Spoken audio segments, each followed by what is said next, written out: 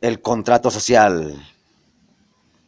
Libro 3, capítulo 6 de la monarquía. Hasta aquí hemos considerado al príncipe como una persona moral y colectiva, unida por la fuerza de las leyes y depositaria en el estado del poder ejecutivo. Ahora tenemos que considerar este poder unido en manos de una persona natural, de un hombre real, único, que tenga derecho a disponer de tal poder según las leyes. Esto es lo que se llama un monarca o un rey, al contrario de las demás administraciones en que un ser colectivo representa a un individuo.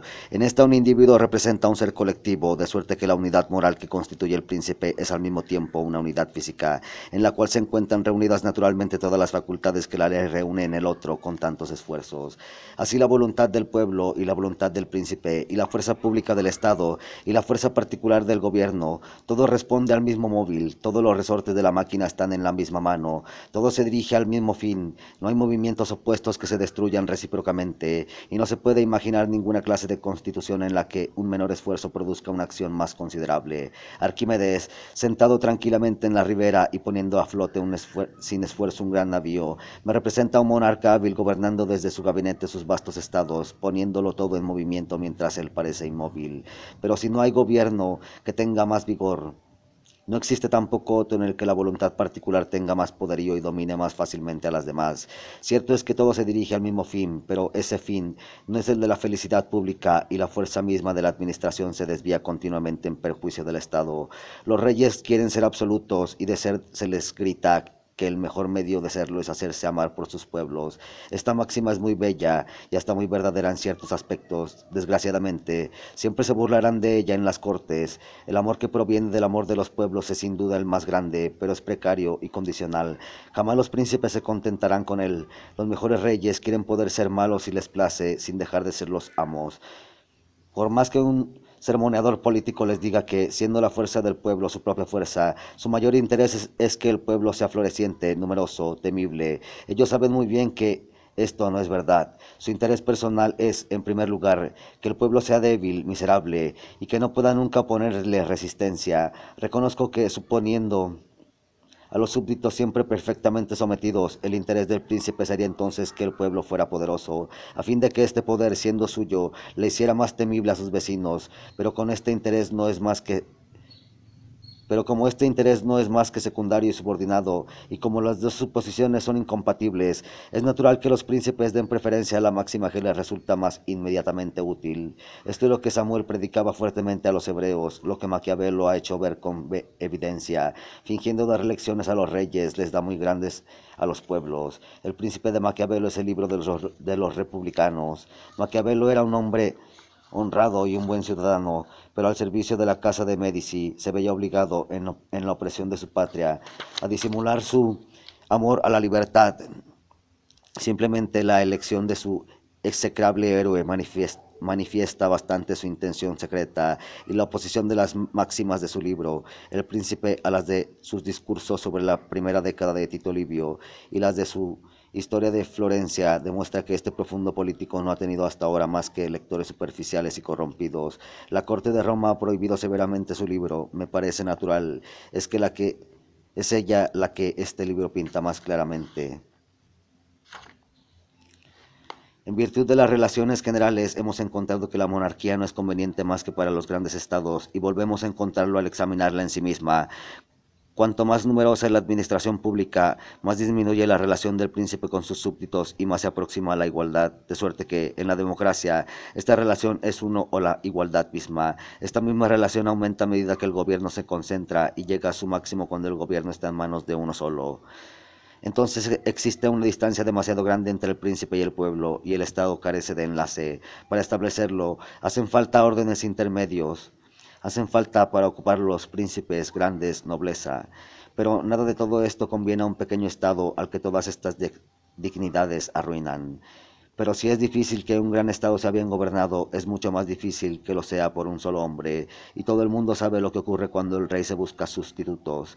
Un efecto esencial e inevitable que pondrá siempre el gobierno monárquico por debajo del republicano es que en este el voto público no eleva casi nunca a los primeros puestos sino a hombres esclarecidos y capaces que los desempeñen con honor, mientras que los que llegan a tales puestos en las monarquías no suelen ser sino unos enredadores de poca categoría, unos granujillas, unos intrigantuelos, a quienes los pequeños talentos que sirven para lograr en las cortes los grandes puestos, una vez llegados a ella, solo sirven para mostrar al público su inepcia.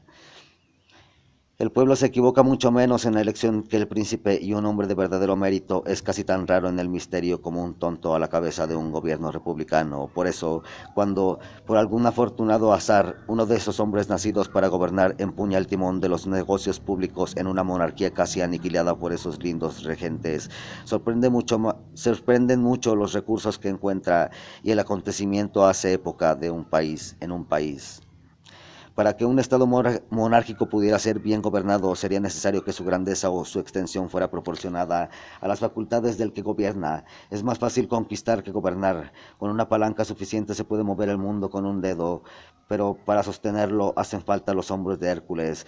Por poco grande que sea un estado, el príncipe es casi siempre demasiado pequeño. Cuando ocurre lo contrario, que el estado es demasiado pequeño para su jefe, lo cual es muy raro, también es mal gobernado porque el jefe, siguiendo siempre la grandeza de sus designios, olvida los intereses del pueblo y hace a estos tan desdichados como el abuso de los talentos que tiene en exceso como un jefe limitado por la ausencia de los que le faltan. Sería necesario, por decirlo así, que un reino se agrandara o se achicara en cada reinado según los alcances del príncipe. En cambio, como los talentos de un senado tienen medidas más fijas, el Estado puede tener límites constantes sin que por eso marche peor la administración. El inconveniente más sensible del gobierno de uno solo es la falta de una sucesión continua que crea en los otros dos una marcha ininterrumpida. Muerto un rey, hace falta otro. Las elecciones dejan intervalos peligrosos, son tumultuosas y, a menos que los ciudadanos sean de un desinterés, de una integridad que ese gobierno apenas hace posible, interviene la intriga y la corrupción. Es difícil que aquel a quien el Estado se ha vendido no lo venda a su vez y no lo desquite, a costa de los débiles, del dinero que los poderosos le han sacado. En una administración semejante todo llega a ser venal tarde o temprano, y la paz de que se goza bajo el dominio de los reyes es peor que el desorden de los interregnos.